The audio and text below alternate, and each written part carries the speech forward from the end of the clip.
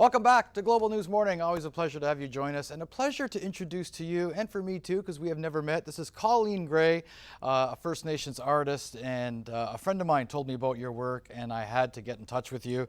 Art for Aid Project is your project. You can find out more information, artforaid.ca. Colleen, how are you? I'm well, thank you, Bill. How are you? Very well. Interested in speaking with you and getting to know you a little bit more. Tell us about your background, specifically your art endeavors. Well, I think I've always been an artist. My background is Indigenous. My mom's people are from the East Coast, so even as a kid, I always did art. I draw on the menus in restaurants, you name it. If it had a surface, I'd draw or paint on it, and so it just developed from there. And then when I discovered my heritage, it gave my art a whole lot more meaning. Explain your style. It's very colorful, very vibrant.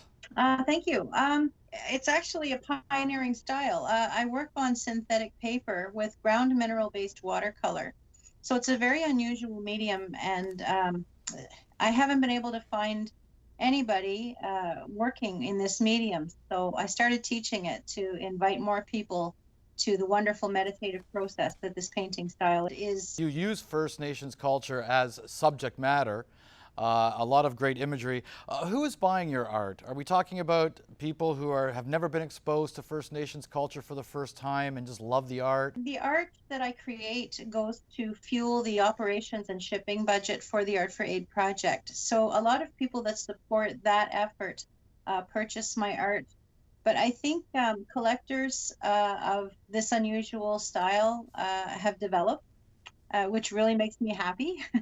But also people who are just interested in something different. I'm a contemporary Indigenous artist, and there's not a whole lot of contemporary artists out there, I think. So I think it makes it collectible, and it's interesting to look at. The subtle nuances that exist within the depth of the art are really captivating, and they really draw the viewer into the picture deeply. So I think that is something that really appeals.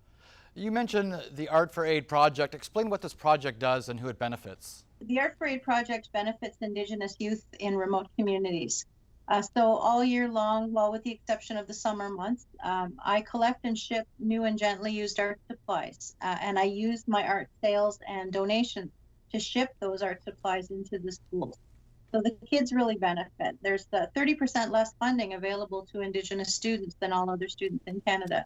And so those shortfalls really do mean a lack of resources in some of the more remote communities.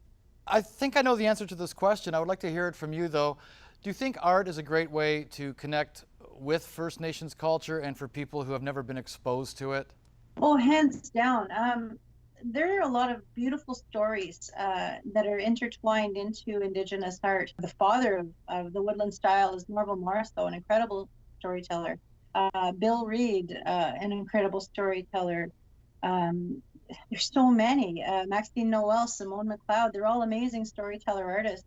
And so I think the art of creating with those stories really allows people to explore First Nations, Inuit, and Métis culture in a way that is visually appealing and really sits within you.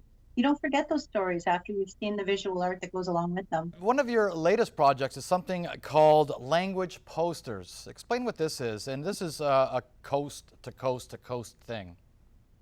Yeah, it is. I'm hoping to make it a North America-wide thing, actually. The Indigenous language posters meet a need during the COVID-19 crisis that we've been experiencing. So I went looking for resources that were available to Indigenous communities that outline the hand washing, the distance, the mask, and I wasn't able to find a whole lot. Not something that was really visually appealing anyway, and so I thought, okay, I'm going to create something. There's a very long story attached to that, but the short story is that the organization that initially put the call out had not uploaded the images that I had given them for these posters, and I created 20 plus. I think there's now 23 or 24 language posters. So I decided to make them available as a free download on my website, and that way they would have access to these 16 by 20 posters. I've used my art because I believe that visual appeal will draw attention to the importance of washing our hands during the COVID crisis. And all of these languages have been translated. Wash your hands has been translated into these languages and applied to these posters. So I'm now looking at expanding into the Western linguistics. I don't have those yet, but I did have somebody reach out from the Cheyenne community in the state, from the Lakota community in the state, and also recently on the West Coast. So I'm hoping to expand the language program. You deserve massive success, even more success than you are feeling and seeing now. I'm a huge fan. We thank you so much. For more information, artforaid.ca. Thank you so much, Colleen Gray. You be well and be safe. Thank you so much, Bill.